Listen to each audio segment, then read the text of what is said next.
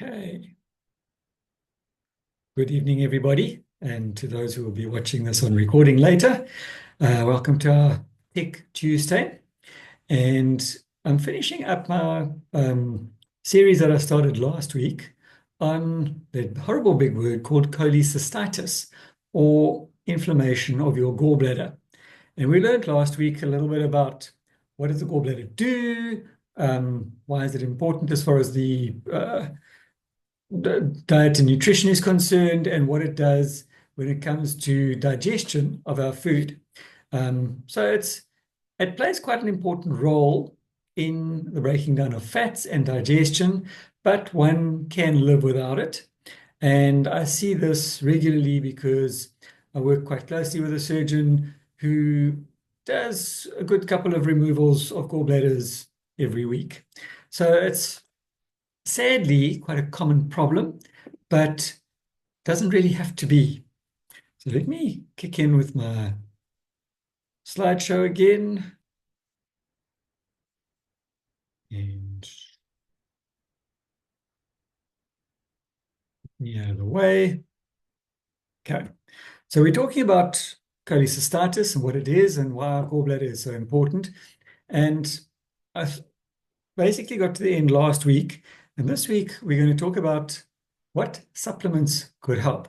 Now remember, as always, a good balanced diet is key. Supplements are are things to be used in conjunction to your diet, specifically what you're not getting in your diet. So vitamin C is quite an important supplement, and according to an article in PubMed Central, which is it's a medical online magazine basically, regular vitamin C supplementation and to a lesser extent increased physical activity and total cholesterol levels are associated with a reduced prevalence of gallstones. Regular vitamin C supplementation might exert a protective effort on the development of gallstones. As with anything, prevention is a whole lot cheaper and less painful than cure. Magnesium is another thing that may help to empty the gallbladder. And research from 2018 has found an association between taking more magnesium and a lower chance of gallstones.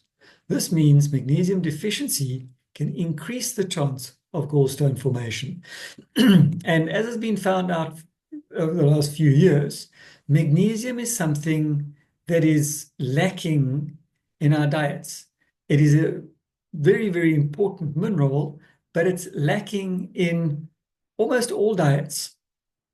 And this I discovered when I was doing my research for my next series, is something that has been a problem for many years now. And still people are falling short on their magnesium. The other thing is vitamin D. And low vitamin D may cause gallbladder stone formation, according to Dr. Padma Kumar. The gallbladder removal may reduce your vitamin D and magnesium levels even more. And this may be due to reduced absorption of fat-soluble vitamins such as D, E, A, and K. So now you've had the surgery, for instance.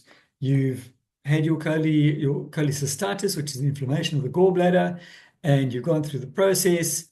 Nothing's really helped. So now they've decided they need to take it out.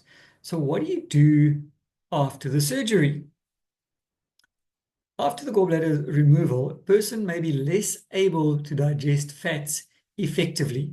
Not that you can't digest them, just not as effectively because, as we learned last week, the gallbladder releases a thing called bile, which is there to help the liver break down the fats.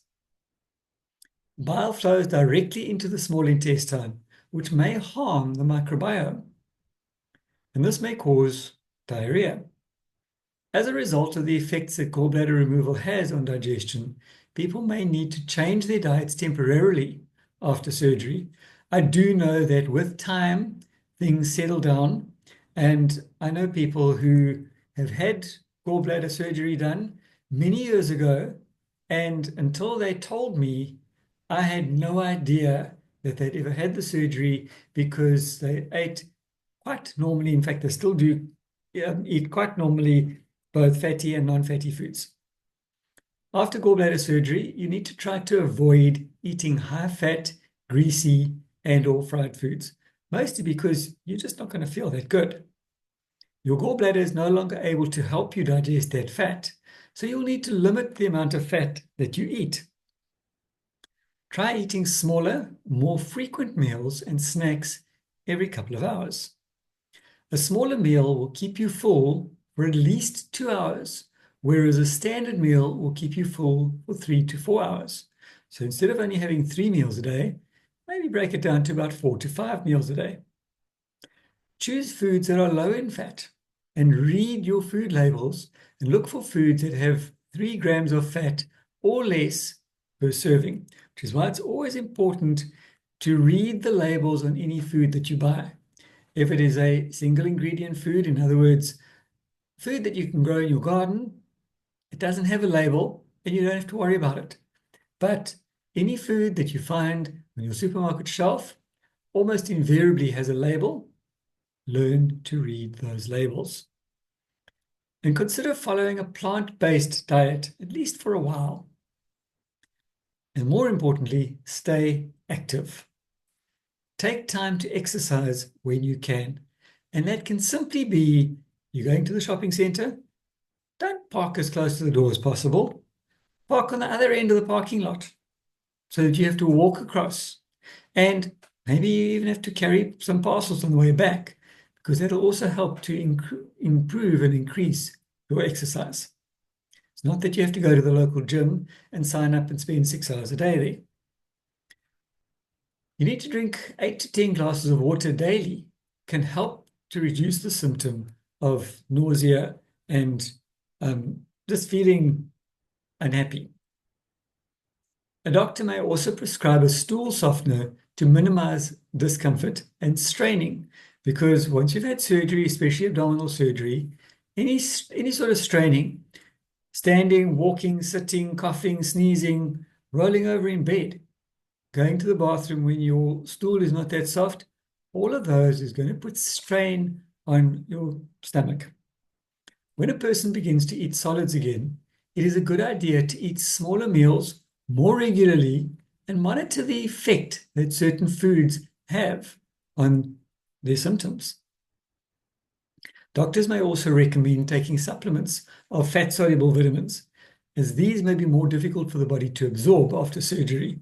So you then take, instead of eating the food, you take it in supplement form. People who have had gallbladder removal surgery should also avoid certain foods, including fatty, greasy, or fried foods. In other words, your junk foods, spicy food, sweet and sugary foods, because that is extra simple carbs, caffeine, which is often found in tea, coffee, chocolate, and energy drinks. So, sorry, but water is going to be your best bet. Alcoholic drinks, including beer, wine, and spirits. So we're really curbing everybody's fun and games after gallbladder. Carbonated beverages, because that's going to put extra strain on the tummy as well. Processed foods can contain high amounts of fat or oil, making them more difficult for people without a gallbladder to digest. Again, read the labels. And examples of high-fat processed food include things like desserts, such as cakes, cookies, and pastries. Fast food, such as pizza or fries. Processed meats, such as sausages. Some types of non-processed meat can also contain a significant amount of fat. And examples of these include lamb and mutton. Pork, including bacon and ribs. Fatty cuts of beef, such as T-bone and ribeye steaks. Whole dairy products also contain fat. Following gallbladder removal, a person may need to avoid things like whole milk, full-fat yogurt, full-fat cheese, butter, cream, and ice cream, as well as creamy sauces and dressings. So once you've had gallbladder surgery, sorry, the bad news is your diet is going to be extremely bland for quite a while until your body stabilizes and learns to be able to tolerate these foods again. But now we can give you a list of foods that you can eat. Things like lean protein. People who eat meat can choose low-fat cuts to avoid eating too much fat. Some examples of low-fat protein sources include chicken or turkey breast, fish and seafood, legumes, nuts and seeds, but only in small amounts as they are high in fat. And everybody is going to be different. So what I would suggest here is that you actually keep a food diary and you follow the list of the things that you should avoid as closely as possible. But then you also want to start weaning back on again with time, and you can have a particular food that you would like to try, and then make a note of how your body reacts within the next 1 to 2 hours. And then you know, is it safe to eat this or not? High fiber foods can also help to prevent constipation. Remember, we need fiber in the diet to be able to process things because it also keeps your microbiome in order. However, people who no longer have a gallbladder should reintroduce high fiber foods to their diet slowly after surgery because, and some of those high fiber foods that you need to try can include things like whole grains, fresh fruits and vegetables, legumes and beans, and nuts and seeds. And we say introduce it slowly because if you've had abdominal surgery and your gut is now sensitive and you have too much fiber, it can cause a bit of a constipation. And as we said earlier, you do not want to put any strain on your tummy. And the reason for this is, apart from the fact that it's quite painful, your risk for developing a hernia is significantly higher because anytime, whether it's open, whether they've cut your tummy open or whether they've gone in with what they call laparoscopically, which means inserting a camera, and it's just a couple of tiny little cuts that are made in your abdominal wall where they can insert the instrumentation. Anywhere where there's a break in the wall of your tummy muscles, you stand the risk of developing a hernia. And I always say, Afrikaans terminology for a hernia, I find the best. It's called a breek, which directly translated means a break. And it's exactly that. It's a break in the muscle wall. So I know it's going to sound a little bit gross, but the gut then pops through that muscle wall and creates what's known as the hernia. So you can also introduce slowly things like bran cereals and oatmeal, but keep it bland, keep it boring to start with, and slowly but surely build up. So dairy products are a good source of calcium, but not the only source of calcium. So if someone has to avoid full-fat dairy after gallbladder removal, they can substitute low-fat dairy products such as skimmed milk or low-fat yogurt.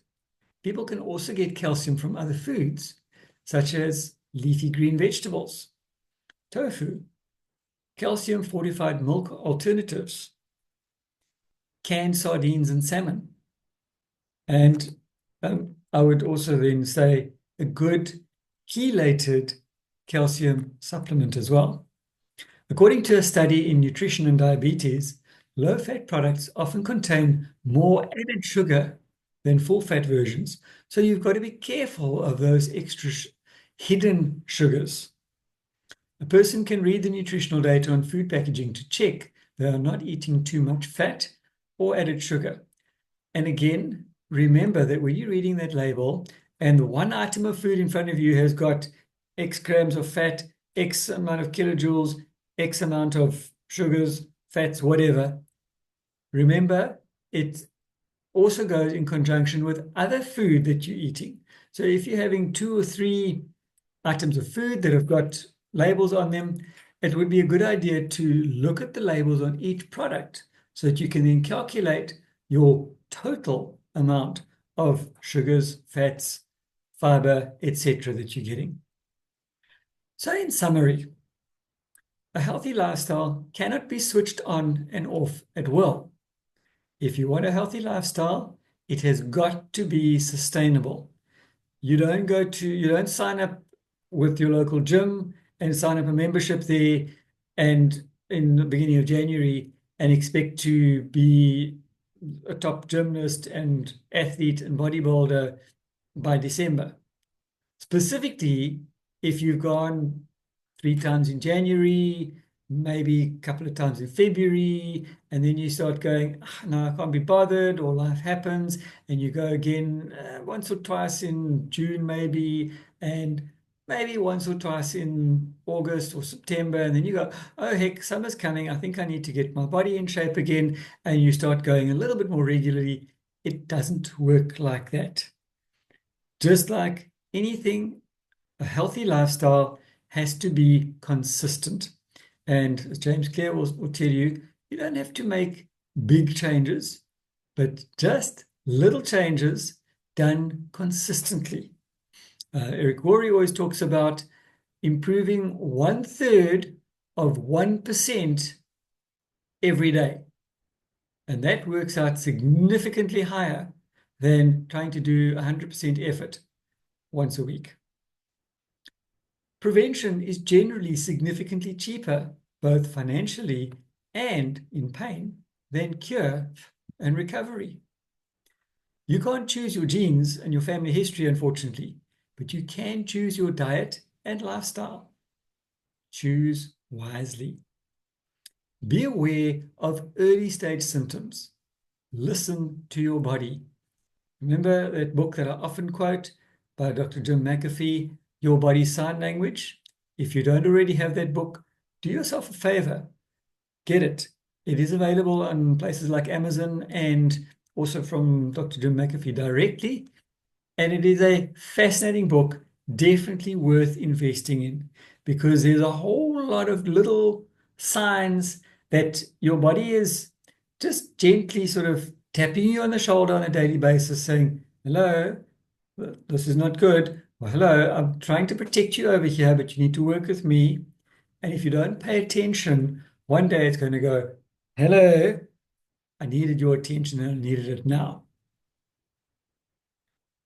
If in doubt, ask your doctor, preferably a physician who knows all about diet, nutrition, lifestyle, etc., and not Dr. Google.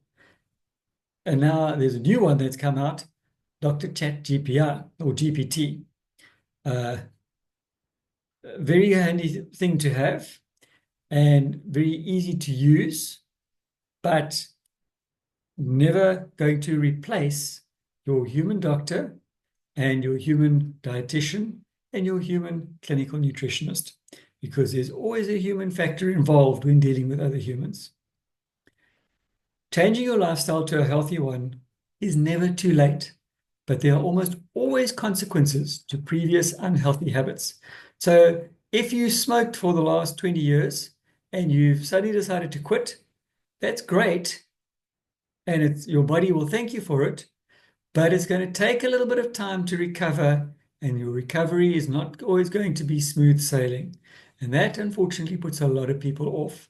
So if you've decided that you need to change your lifestyle to a healthier one, do yourself a favor. You're probably not going to succeed on your own. It's like a smoker who's decided to quit smoking or a drinker who's decided to quit alcohol. It's very, very, very, very difficult. I'm not saying it's impossible, but it's extremely difficult to just quit on your own. It's always a good idea to either have a partner, an accountability partner, or a coach, somebody who can work with you and encourage you. People who have gone through Alcoholics Anonymous know that they have a sponsor. And anytime that they feel like they're about to fall off the wagon, they can phone their sponsor at any time, day or night. And that person has agreed to be there to support them.